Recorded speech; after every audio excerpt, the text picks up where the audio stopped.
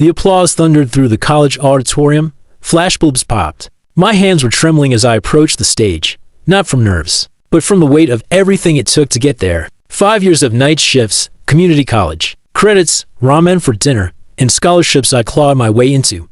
But I'd done it. I was graduating summa cum laude. I caught my parents in the crowd, my dad, Richard, stiff back with his arms folded, and my mom, Sharon, in pearls she hadn't earned but loved to flaunt. They hadn't paid a dime for my tuition. Not after cutting me off at 18 for not going to the same school my golden brother, Caleb, had, but I invited them anyway. I wanted them to see what I built without them. Dean Howard handed me the scroll. Noah Jennings, he boomed out. The crowd clapped. That's when Dad got up. He marched right onto the stage, shoved past the confused Dean, and before I could react, slap. The microphone caught the sound. Gasps filled the air. I staggered backward, stunned. He grabbed my gown collar and shouted into the mic, "You think this piece of paper means you're not a disgrace? You wasted your money on this joke of a degree." I heard laughter, not from the crowd, from my mother. She was laughing, proud, amused, like I was the clown in some twisted family circus. Security pulled him off me, but the damage was done. I stood there, humiliated, betrayed. My diploma crumpled in my hand like it meant nothing. I didn't cry. I walked off that stage without shaking a single hand. No photos, no hugs, just silence.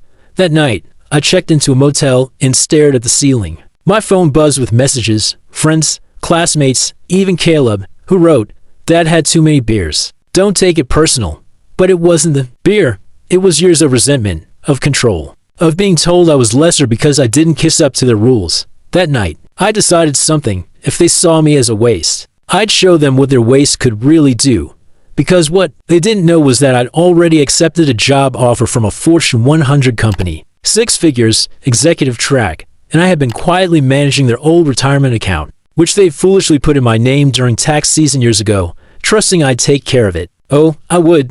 Just not how they imagined. While they slept comfortably thinking they still control me, I was already planning to cash them out of everything they had built, legally, ethically, quietly. The next morning, I moved into a sleek downtown apartment. No calls, no explanations, no tears. I was done playing the obedient son, and I was just getting started. For the next few weeks, I disappeared. Not literally, I still clocked in at the firm, wore my pressed shirts, built spreadsheets, shook hands with VPs twice my age. But emotionally, mentally, I was off the map. No family group chats, no happy birthday texts to mom. Nothing. Every night, I stared at the same financial dashboard. Their pension, the investment portfolio I'd been listed on as junior custodian when they needed to hide some income for tax purposes. My father used to brag. Noah's good with numbers, he'll keep it safe, and I had. Until now. It took me 3 days to untangle the final clause in the transfer documents. Another to legally convert the account into a long-term charitable trust. By the end of the week, Richard and Sharon Jennings no longer had access to a cent of it. I wasn't stealing it. I wasn't even keeping it. I donated the entire sum to a scholarship fund for students estranged from their families. Kids like me who were told they'd never amount to anything. It was poetic. Really? The pension they hoarded so tightly, it now bore my name, the Jennings Reclamation Fund. I made sure their faces would appear on every award ceremony flyer, right beside mine. 2 months later, my parents found out. I was sitting in a rooftop bar downtown, sipping black coffee at sunset when my phone buzzed. Blocked number. I let it ring. Then another. Then another. Finally, a voicemail, my dad's voice. Hoarse and panicked. "You think this is funny? You think this is justice? You've ruined us." Then, "Mom, you'll pay for this. We raised you." Click. I played it again, this time with a smirk. Raise me. I raised myself. On bulk ramen and second-hand textbooks. On graveyard shifts at the gas station. On pure spite and stubbornness, the calls kept coming. I blocked every number. Then Caleb reached out. He wanted to meet for lunch, said. He had no part in any of it, but his tone was nervous, rehearsed. I agreed, just out of curiosity. We met at a polished bistro near my office. He looked thinner, not physically, but hollow in the eyes. Lost. "They're going to lose the house," he said quietly. "They've got nothing left, Noah." I stirred my coffee. "They say you've made your point. Can't you just undo it?" I leaned back, folded my arms. "You think this was about a point?" He blinked. This wasn't about revenge. It was about truth. About cutting off the rot before it spread any further. Caleb looked away. They're your parents. I looked straight at him. No, they're just people who got caught mistaking control for love. He had nothing to say to that, so I paid the bill and walked out. Later that week, I received an email from the dean of my college. They'd heard about the fund. They wanted to honor me at this year's commencement. I almost declined, but then I pictured the auditorium, the same stage, the same spotlight, this time, not walking off in shame, but standing tall. I accepted. When the day came, I wore a navy suit, no gown, no diploma, just presence. As I stepped up to the podium, I scanned the crowd. They weren't there, of course not. But in the front row sat 10 students in brand new caps and gowns, grinning. All recipients of the Jennings Reclamation Fund. I looked at them and smiled. Then I spoke. To those who were told they'd never succeed, you will. To those abandoned, you'll find your own strength. And to those mocked for dreaming too big, dream bigger. Because dignity doesn't come from bloodlines. It comes from never giving up. The applause hit me like a wave.